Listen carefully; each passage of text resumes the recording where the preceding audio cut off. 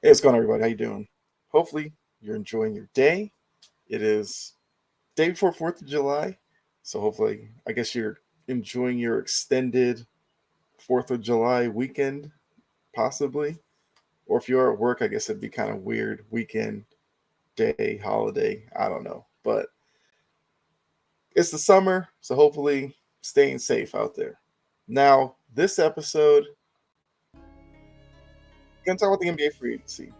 If you saw my community tab on my YouTube page, I said I had an episode coming out because this free agency period's been interesting to me. Some of the moves that are out there, some of the money that's been thrown around, interesting. That's what I'll leave it at. So I'll get into that.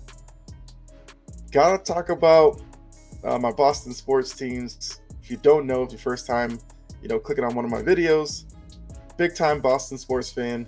So I gotta kind of talk about what's going on with each of those teams. Because it's I don't know, it's kind of up and down right now for Boston sports fans. So I'm gonna give my opinion on that as well. But let's go ahead. Let's just get into this. Like I said, I think it's gonna be an interesting episode. So bear with me. All right. So let's start with the Red Sox. You try to figure this team out. So they just went up to Toronto, swept the Blue Jays. They have the day off Monday. Then they have a series against the Rangers, which I think is another really interesting series because the Rangers are playing really well right now. They're leading the AL West. They can score some runs. So I want to see what the Red Sox do against them, but that's for another video. They go, like I said, up to Toronto, sweep the Blue Jays, and this is after what? Who did they play before? Some lackluster play against the Marlins, who are another good team, but they looked outmatched against them. And a couple other series. But the weird thing with this Red Sox team is when they play the Yankees and the Blue Jays, they look like world beaters. Then they'll play against teams who you think they'll do well against. Struggle, whether it's home or the road.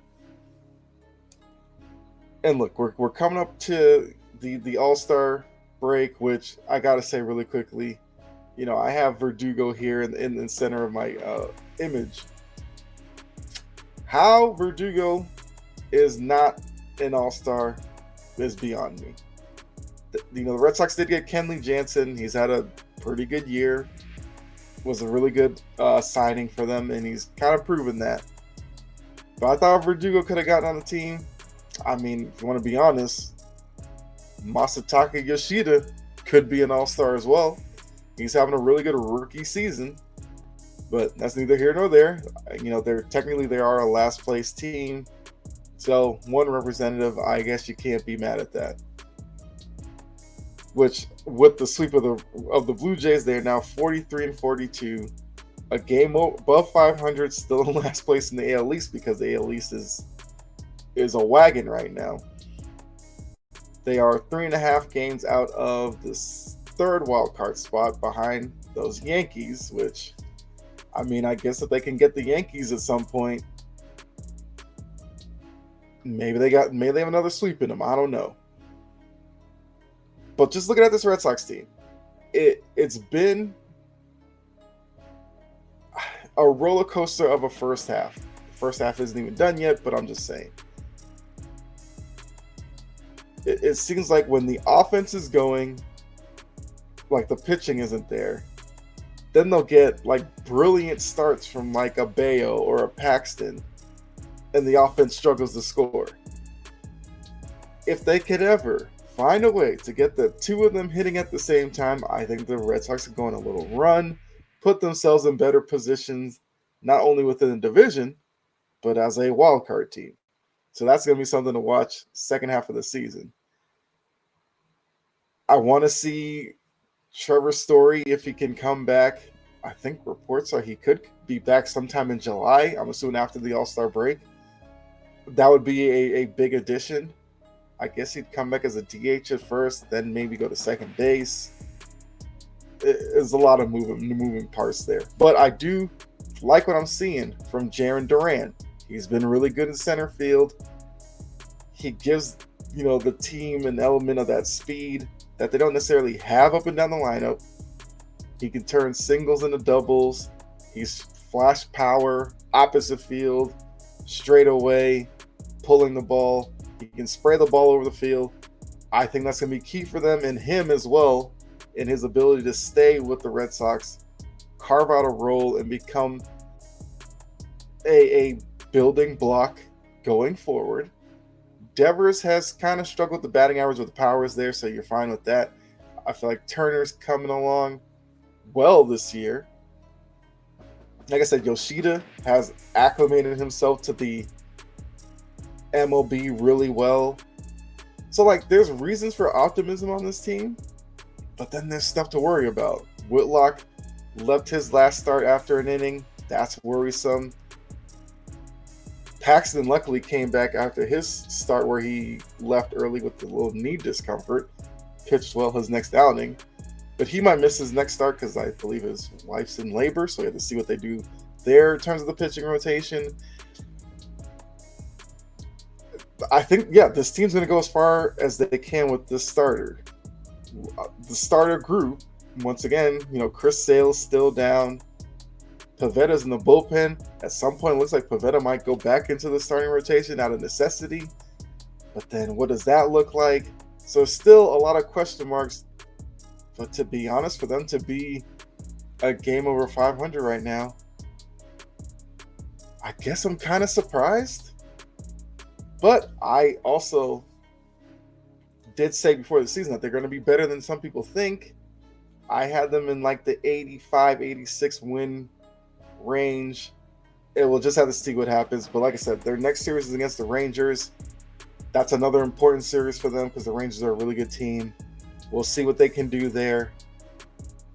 Hopefully they can make some headway in this division. I don't want them to finish last, of course. But they're above 500. You would kind of take that at this position with the uncertainty of the roster. The Bruins. What can we say about the Bruins? Really good regular season. Terrible postseason.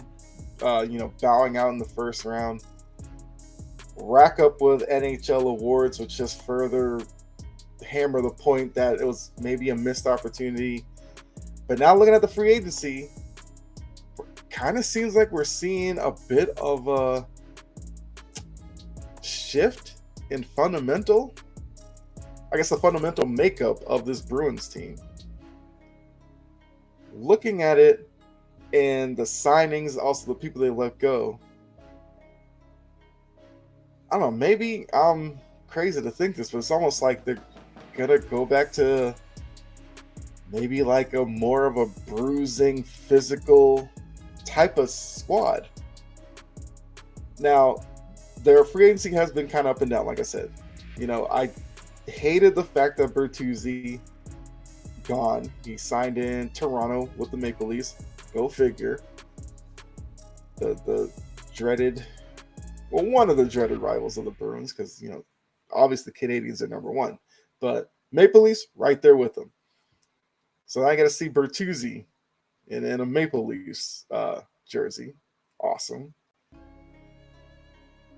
The couple of the guys they got, actually everybody they got at the trade deadline, gone. Orlov went to Carolina, who's been a thorn in the Bruins side in recent years. Hathaway went to Philly with the Flyers. Okay. But there's still questions. Bergeron and Krejci, still don't know about them. I'm assuming they probably retire, or Krejci, I can see Krejci probably going back over to Europe. I don't know. But if they come back, I don't know what to really feel about this team. Because yes, Bergeron, Krejci have signified this era of Bruins hockey, which to some, missed opportunities with them only winning the one Stanley Cup. But for me, I'm definitely happy that they did at least get one. But it's kind of at that point where you think the Bruins probably have to turn the page and try to start building for the future. Free agency, they've gotten a few young guys, to come in, especially some with some Boston ties, which I like, because they have. Actually, I gotta look this up because I know they signed like Patrick Brown. Well, he's a young guy. I hope I'm not talking about him, and he's. I think he's been in the league for a couple of years, but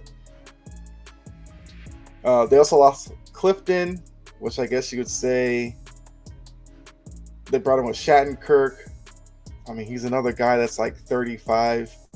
They brought back Lucic, who's like 30. Was he like 36? They brought in Van Riemsdyk, who's like 35. So they're going with a more seasoned approach to free agency, but they didn't have a lot of money to work with, so they're kind of shopping at the discount bargain bin right now, which I think we all understood that this was bound to happen, because if you look at last season, they pretty much pushed their chips into the middle of the table. It was like, we're going to go for one big last run with the Bergerons, Krejci, Marchand, core. Now Marchand, he's still around for a few more years, but Bergeron and Krejci, at least to me, last year seemed like a last hurrah for them. So I'm still under the impression that they're not coming back. But obviously, Bergeron wanted to play. He has a spot on the Bruins. That's obvious. Krejci, I guess the same thing.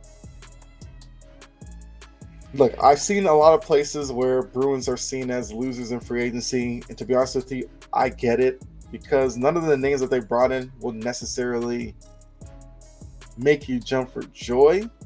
But like I said, looking at a Van Riemsdyk, Lucic, Shattenkirk, like I'm looking at a team that wants to be kind of more physical. That's, one of the, I guess, eye-opening things about the Panthers series in round one. The Panthers kind of seemed like they bullied the Bruins in that series. If those three guys come in and correct that, I'm okay with it. Van Riemsdyk, I guess he'll play kind of the Bertuzzi role, front of the net, causing havoc, getting in behind the net. So I'm fine with that. Lucic, you already know what you're getting from him. He's like probably like a fourth line type of guy at this point. He'll get into the corners. He'll, knock some bodies around. Physical presence. Shattenkirk, maybe he's a third defensive pairing type of guy. So there's a place for all of these guys. Geeky, I don't know a lot about him. I know he's with the Kraken, but they brought in bodies. So for the Bruins, I can understand being losers in terms of the grand scheme of free agency. But I'm interested to see what it looks like on the ice once the regular season gets started. I mean, look, it's a lot of faith to put in some guys who are on the older side. The worry would be if Van Riemsdyk, Lucic, Shattenkirk can't hold up. Then what's free agency really been? So, look, I mean, Geeky, 28 points last year as a forward. Sounds like he's a bottom six pair, a bottom six type of forward. That's fine. Because with the Bruins, that's always important. Top line, you never usually have to worry about the Bruins. But, 2, 3, 4, those forward lines can sometimes be hit or miss. So we'll see. I mean, going into this free agency, I really wanted Bertuzzi back. He's not back. But we'll see what Van Riemsdyk can kind of do. They had to move on from Hall, which, Hall didn't have necessarily the healthiest tenure in Boston, but he was a guy I did like. So we'll see. I'm keeping an open mind with this Bruins team. I don't know if my predictions will be probably as high as they were last season when I thought they were going to be like third in the Atlantic, and they completely blew me away. But we'll see. It kind of seems like they brought in a lot of bottom six players. And like I said, there's a role there. But maybe it was unrealistic with the amount of money that they had and kind of the contracts that they still have in the books. I would have loved to see like a top six type of guy get brought in. But like I said, with the money they had available, that was probably unrealistic. But we'll see. We'll see what the Bruins can do. Celtics. So Porzingis had his introductory press conference. I love his attitude. He's saying all the right things, which I mean, obviously not a dumb guy. It'd be kind of hard to completely fumble an introductory press conference, but he's, expressed his desire to play with Jalen and Jason. He said Boston was the only choice for him, which I guess is why he opted in when he knew the deal was imminent.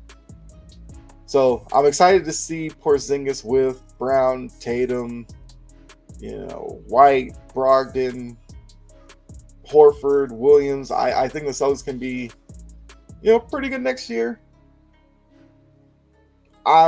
I was one who, understood the move, loved it when Brogdon was involved, even though I like Brogdon as well, but I understood the desire to bring in Porzingis, 7-3, shoots the three, block shots, can play kind of in the middle when teams try to go zone against the Celtics. So I like it.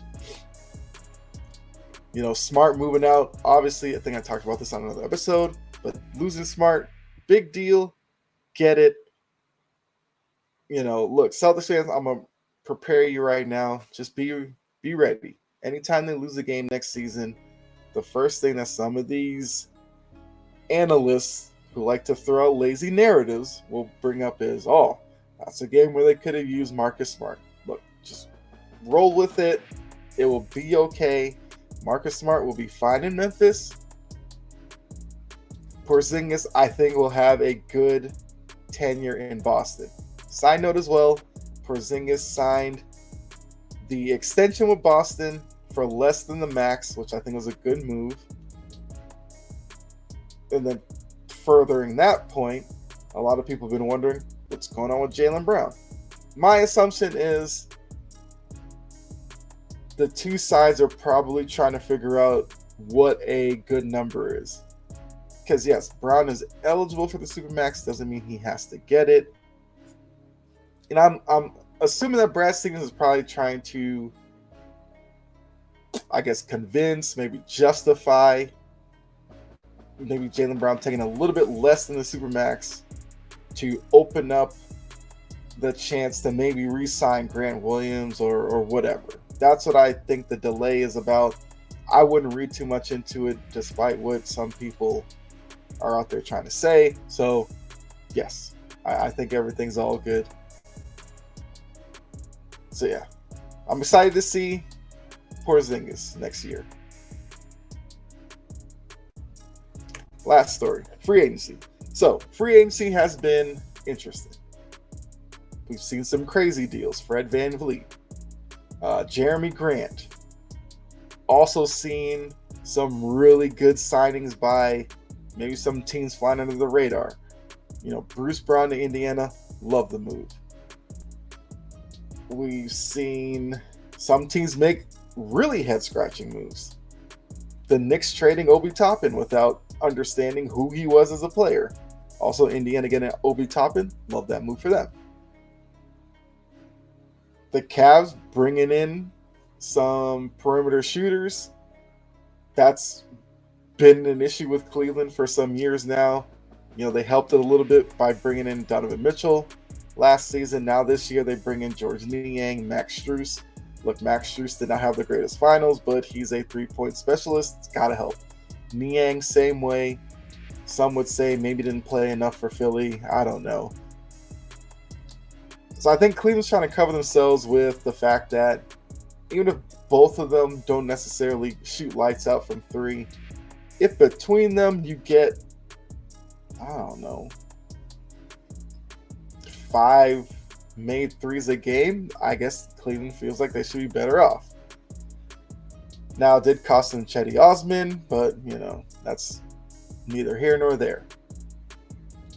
Phoenix, look, I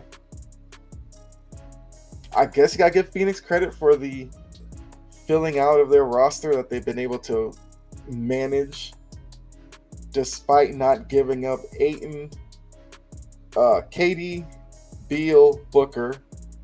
Even though those 4 account for like 170 on the cap, they have managed to bring in, Eric Gordon, Watanabe, re-sign Okogie.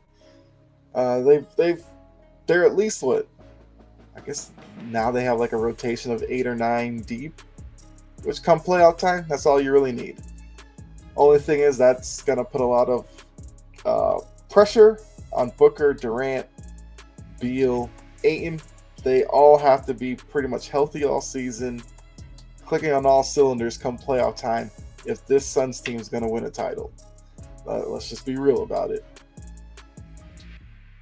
I mean, look, I guess I got to mention the Lakers, even though as a Celtics fan, I'm dying on the inside here. I mean, for the Lakers, they've brought in bodies. They re-signed Reeves, which love all that reporting during the year that Reeves could get an offer of like 4 years, $100 million. That wasn't true. He re-signed for $4 and $56 or something like that. That's actually those pretty good numbers, I would say. They re-signed Hachimura. Okay, good deal for them. They brought in Jackson Hayes, super athletic, big man, play above the rim. So they've definitely have brought in pieces that can fit the rotation. So you got to give them credit for that. I like the fact that Sacramento brought back Harrison Barnes. I think Sacramento's in a position that if they bring back just most of that team, I think they're in line for another really good season next year. The Kyrie Irving saga didn't last that long because he ultimately was a free agent and re-signed back in Dallas because where else was he going to go? He's been through enough teams and enough teams have seen him from afar to be like, we're good. So hopefully with the training camp and all that under them, Luka, Kyrie figure it out, played well together, because if that team does not start off well next year, it could get interesting in Dallas. Just saying. We still have the James Harden, whatever you want to call it, still out there. He apparently opted in to facilitate a trade, hasn't been traded yet. Now today, Daryl Morey, Philly have said, don't be surprised if we bring him back because we might not be ready to move off of him yet. All right, Philly, knock yourselves out. I guess it'd be disrespectful if I didn't mention Dame Lillard, even though I'm over the Dame Lillard story at this point. He's currently in Portland. What a surprise. He's officially asked out. Did not think that was going to happen, but it's happened. But he's still in Portland. He still wants to be in Miami. Unfortunately for Portland, I think Portland would rather deal with Brooklyn because, maybe I'm not a GM or anything, but I feel like I'd rather have Mikal Bridges than Tyler Hero. Problem is, I don't think you can get Bridges out of Brooklyn, but Portland's got to try, right? Outside of those two teams, I really don't know where Damian Lillard can go. Yes, there's some people talking about Boston. I just don't see how that gets done without trading Jaylen Brown. I'm not trading Jaylen Brown for Damian Lillard. So, I guess I don't think of that as a realistic spot. Now, if Brad Stevens convinces Portland to take on, Grant Williams as part of like a sign and trade, Peyton Pritchard, I guess you'd have to put Rob Williams in a deal like that. I'm assuming. Would I be down for that? I guess. To be honest with you, it wouldn't really wow me or anything, but whatever. Like I said, at this point, since Dame has requested a trade officially, get the deal done. Once Lillard is somewhere else, I will talk about Lillard. Until then, he's in Portland. Really no reason to... Nothing new there. But I will say, related to Dame, not really. Portland's offseason kind of hinges on this Damian Lillard trade now, which I guess it kind of was going to hinge on Dame Lillard anyway. But imagine this. If they can't find a partner for Lillard, they have to keep him. He's disgruntled or whatever. Although I wonder if they don't trade him, would he then turn around and be like, I'm happy to be in Portland? I don't know. So far, Portland's offseason, it's the Jeremy Grant deal, which I know I mentioned Fred VanVleet and the money he got from Houston, but the Jeremy Grant deal might be the biggest head scratcher of the offseason, to be honest with you. I get it. Jeremy Grant is a good rotation player, but what he signed for is like 5 and 160 or something like that. If I'm giving that guy that kind of money, like, he better be headlining my team. So if they do move on from Lillard, then Jeremy Grant has to be the new number one guy, which we'll see with Simons, Scoot Henderson. See what those three can do, then kind of fill out around those three. But, I mean, Jeremy Grant now is going to have to be a consistent, I guess, 25 a game guy. He's going to have to give you, I don't know, like 7 boards a game. Like, he has to be a really good player. I don't know. The signing was interesting to me. I'll say that. Probably more so the fact that Dame said prior to the trade request that he wanted them to bring in Draymond Green and re-sign Jeremy Grant. They re-signed Jeremy Grant.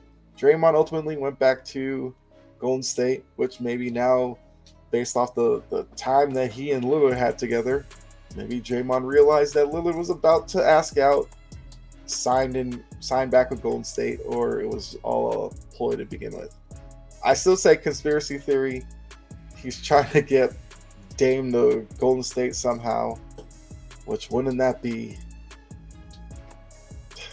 quite the story if he ends up there. But yeah, so that's kind of all I've got in terms of free agency. But I will say I will be on Cheap Seats tonight, new time, 6:30. So those of you who've gotten used to seeing us at 7 o'clock, we are moving to 6:30, which will be our new start time going forward, where we will talk about free agency. One of the teams I mentioned in this video, I will talk a little bit more about over there with the guys Gene, Dylan, new to the show, Mo. I think it's going to be a really good conversation, so make sure you tune in for that. Have Big 3 tomorrow, but we'll see with it being 4th of July. It looks like it's happening, so make sure you tune in for that. But also, just tune in to Sports Empire Network because look, I contribute over there as well. A lot of good things going on there. So just make sure you support myself here on the channel, of course, by hitting the subscribe button. or follow, depending on which platform you're on. The like button as well. Leave a comment too. I do want to hear from you because I've done, watch alongs and all that and really love interacting, with, people who join me on those live streams. But for these videos, yeah, feel free to let your opinion known down in the comment section. And if you have never commented under my videos before, I guarantee you I will respond back to you and we can have a little conversation if you want. So feel free to do that as well. Other than that, I think that's all I got. So, like I said, subscribe, follow, all that good stuff.